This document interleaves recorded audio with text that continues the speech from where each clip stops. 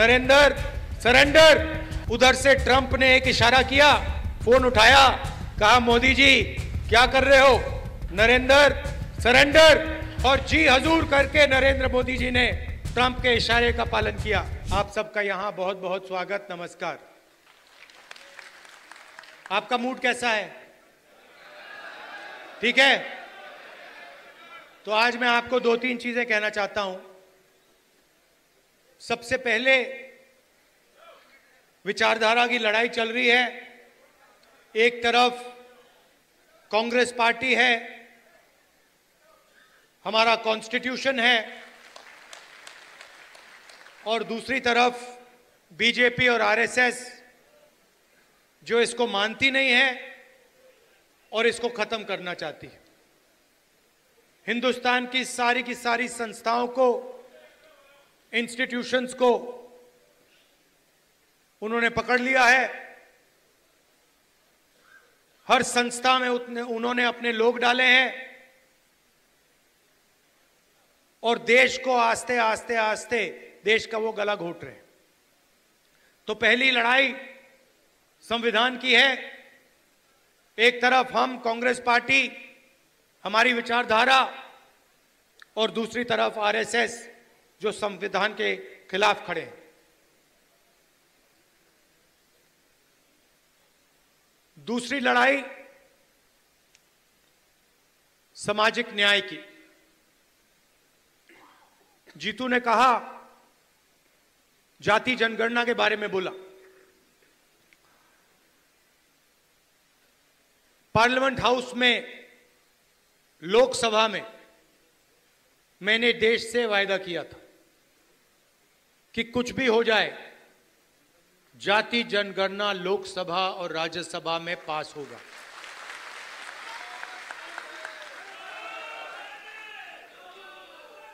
ये BJP RSS वालों को अब मैं अच्छी तरह जानता हूं। इन पर थोड़ा सा दबाव डालो, थोड़ा सा धक्का मारो, डर के भाग जाते हैं ये लोग।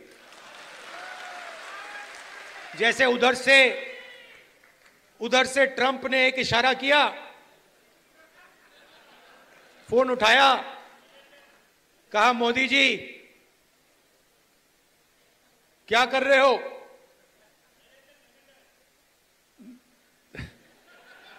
नरेंद्र सरेंडर।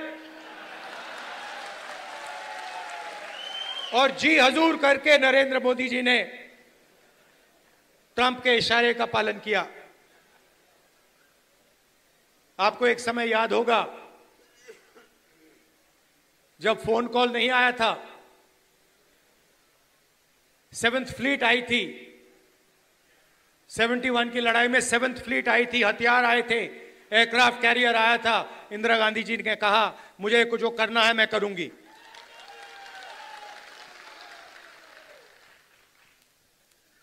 ये फर्क है, इनका कैरेक्टर है। ये सारे के सारे ऐसे हैं। आजादी के समय से सरेंडर वाली चिट्ठी लिखने की आदत है। 1 सेकंड में थोड़ा सा दबाव पड़े, भैया ये लो। हाँ, तो ये इनका कैरेक्टर है। कांग्रेस पार्टी सरेंडर नहीं होती है। गांधी जी, जवाहरलाल नेहरू, सरदार पटेल, ये सरेंडर वाले लोग नहीं हैं। ये सुपर पावर से लड़ने वाले लोग हैं।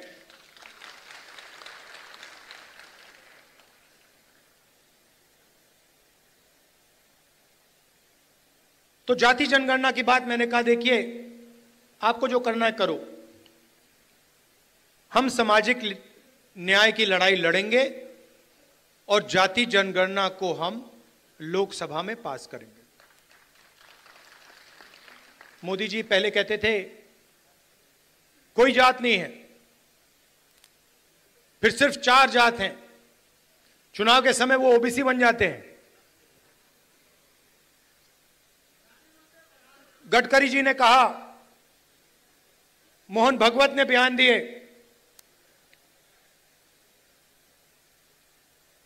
थोड़ा सा दबाव पड़ा, एकदम सरेंडर हो गए। मगर मैं इनको जानता हूं,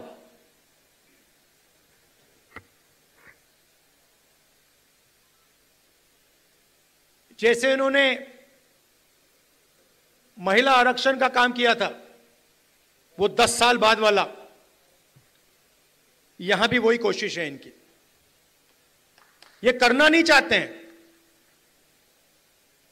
ये दबाव में आकर बोल गए हैं, मगर ये करना नहीं चाहते हैं, क्योंकि ये इस देश में न्याय नहीं चाहते हैं।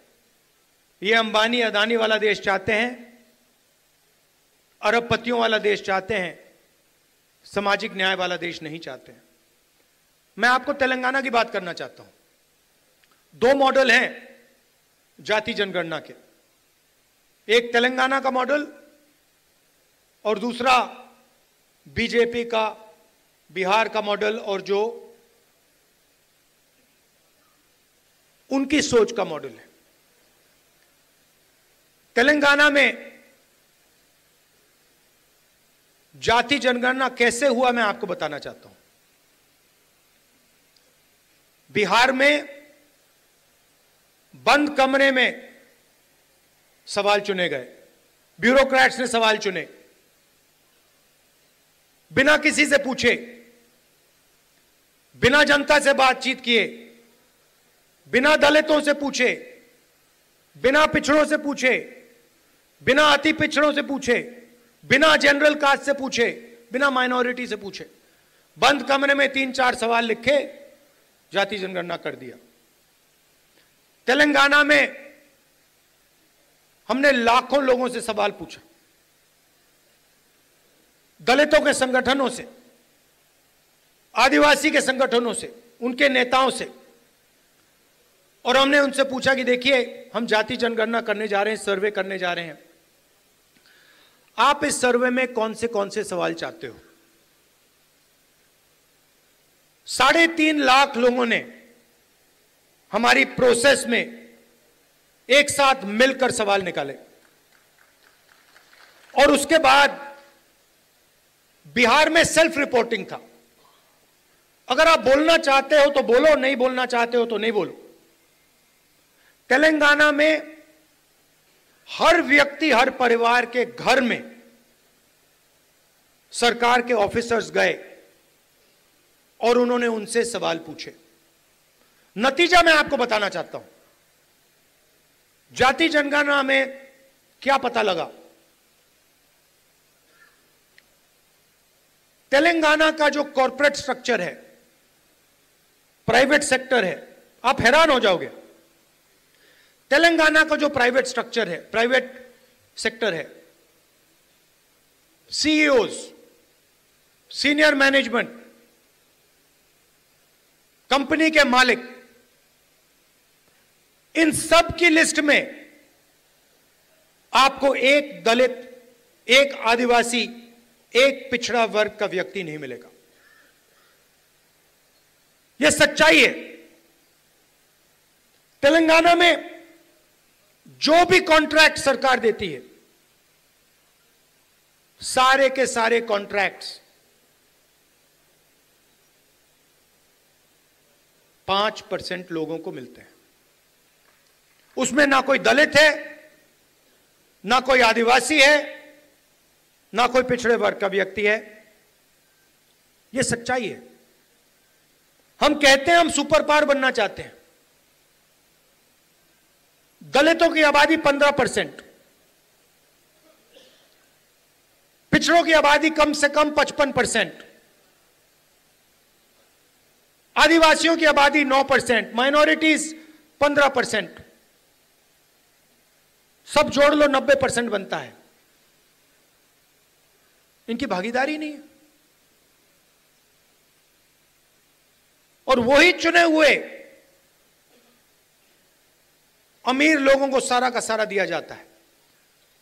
उसी लिस्ट में कॉर्पोरेट सेक्टर की लिस्ट निकालो, बड़े बड़े ब्यूरोक्रेट्स की लिस्ट निकालो, उसमें आपको गरीब जनरल कास्ट का भी कोई नहीं मिलेगा।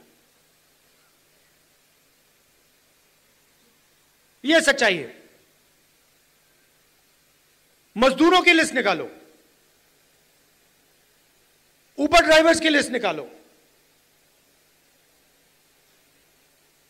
जो खाना डिलीवर करते हैं उनकी लिस्ट निकालो, और उसमें आपको पिछड़ा वर्ग, दलित, आदिवासी सब मिलेंगे। दो हिंदुस्तान बन रहे हैं, एक 90% का और दूसरा चुने हुए लोगों का 5-7% का। बड़ी बड़ी बातें होती हैं सुपर पावर बनेंगे, ऐसे कोई सुपर पावर नहीं बनता है। जब तक हम हर हिंदुस्तानी की शक्ति का नहीं प्रयोग करेंगे तो ये देश सुपर पावर छोड़ो आगे नहीं जा सकता है। यह सच्चाई है। जो भी सपने देखने देख लो, कभी नहीं हो सकता। हिंदुस्तान जब ही आगे बढ़ता है जब इस देश की पूरी शक्ति का प्रयोग होता है, जब सब लोगों को लगता है कि हमारी भी भागीदारी है, हमारा भी भविष्य है, हम भी आगे जा सकते हैं। आप मीडिया देखो, पूरी लिस्ट निकाली मैंने, मालिकों की लिस्ट, रिपोर्टर्स की लिस्ट, एंकर्स की लिस्ट। मुझे दलित एंकर का नाम बता दो, मुझे पिछड़े वर्ग के एंकर का नाम बता दो, मुझे आदिवासी एंकर का नाम बता दो, नेशनल मीडिया में बता दो कौन है, मुझे बता दो। जुडिशियल सिस्टम में जाओ, वहां आपको 90% नहीं मिलेंगे। मीडिया में आपको अंबानी जी की शादी दिख जाएगी, डांस गाना दिखेगा, मगर किसान भूखा मर जाए, मजदूर मर जाए, कभी नहीं दिखाई देगा। और पूरा का पूरा धन 2-3 लोगों के हाथ में जा रहा है। डिफेंस की इंडस्ट्री देखो, वहां आपको अदानी दिखेगा। छत्तीसगढ़ में माइनिंग देखो, वहां आपको अदानी मिलेगा।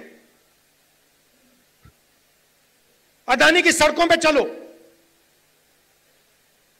इंफ्रास्ट्रक्चर भी उसका, सीमेंट भी उसका, और कोई है ही नहीं। मतलब इन 2-3 लोगों को छोड़कर ऐसा लगता है कि इस देश में कोई बिजनेस वाला रहा ही नहीं। उधर अमेरिका में केस लगा हुआ है अदानी के खिलाफ, मगर हिंदुस्तान में जो भी ये करना चाहता है कर सकता है। क्यों? नरेंद्र मोदी का दोस्त है।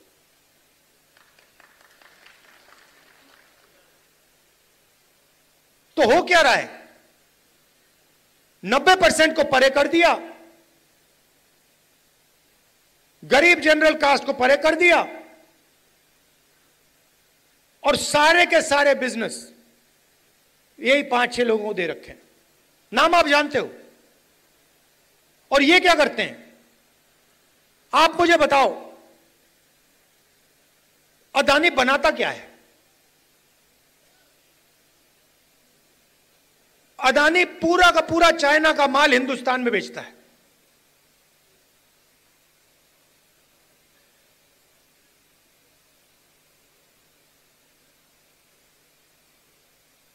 तो अदानी पैसे बनाता है, अंबानी पैसे बनाता है, और चाइना अपना माल हिंदुस्तान में बेचता है। यह फोन जो है, यह अदानी अंबानी जैसे लोग बेचते हैं हिंदुस्तान में, मगर इस फोन से चाइना के युवा को रोजगार मिलता है, हिंदुस्तान के युवा को रोजगार नहीं मिलता है। वो सब कुछ बनाते हैं, शर्ट, पैंट,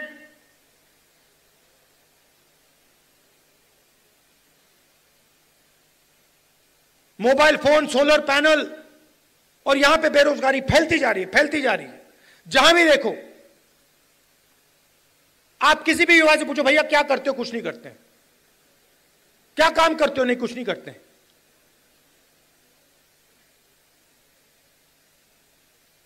यह हिंदुस्तान की सच्चाई है और इससे छुपा नहीं जा सकता, चाहे मीडिया कुछ भी कहे।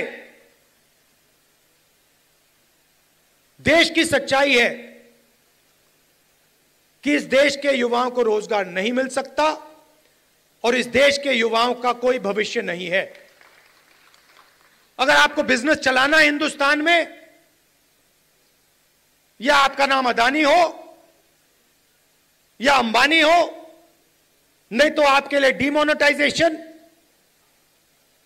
गलत जीएसटी,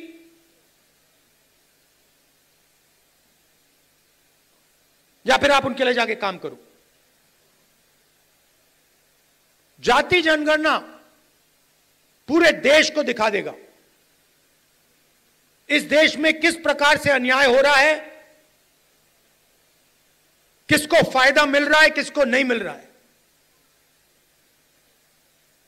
किसी को चोट लगती है। आपका कभी फ्रैक्चर हुआ है? फ्रैक्चर हुआ है, डॉक्टर ने आपको सबसे पहले क्या बोला?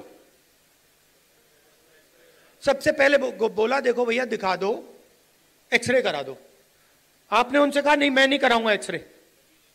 अगर आप कहते मैं नहीं कराऊंगा तो डॉक्टर आपको क्या कहता? फोर्स करता। और अगर तब भी नहीं करते तो फिर लंगड़ाते हुए चलते रहते।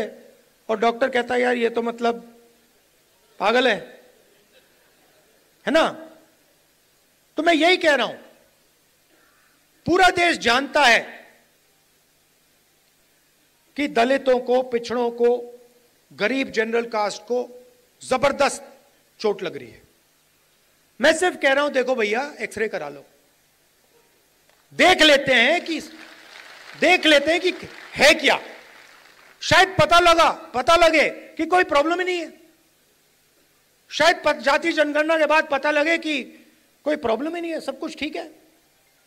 कॉर्पोरेट सेक्टर में हर वर्ग के लोग हैं, जुडिशरी में हर वर्ग के लोग हैं, कोई प्रॉब्लम नहीं है, ठीक है। मगर अगर एक्सरे से पता लगा कि टांग टूटी हुई है तो कुछ ना कुछ तो करना पड़ेगा ना। तो इसीलिए बीजेपी नहीं चाहती है, क्योंकि अगर जाति जनगणना हो गया तो ये इनका जो अदानी अंबानी वाला मॉडल है ये वहीं खत्म हो जाएगा। क्योंकि देश को पता लग जाएगा कि 90% को कोई फायदा नहीं हो रहा है, ये 5-10% को सारा का सारा हिंदुस्तान का धन जा रहा है और जनता अपने आप खड़े होकर उसको रोक देगी।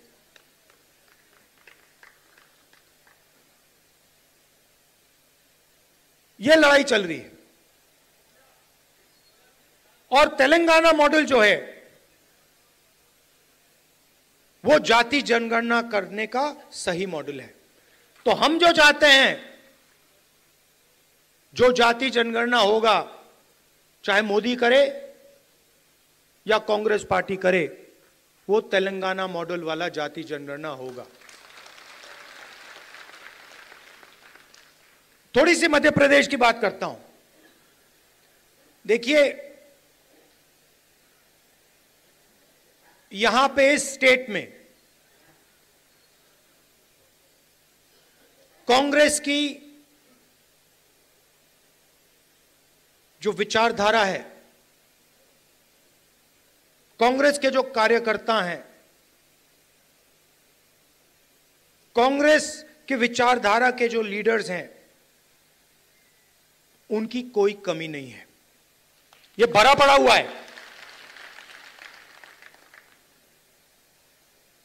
इसी कमरे में बीजेपी को हराने का टैलेंट बैठा हुआ है।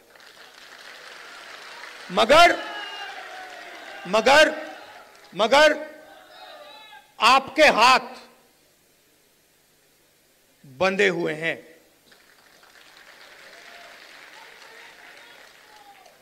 बंधे क्यों हैं?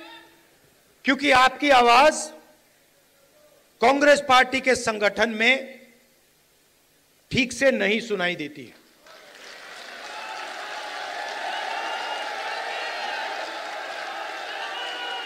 ये हमारी सेना है, ये लड़ने के लिए तैयार है, ये मरने के लिए तैयार है। बीच में 2-3 लोग उल्टे सीधे बयान देते रहते हैं।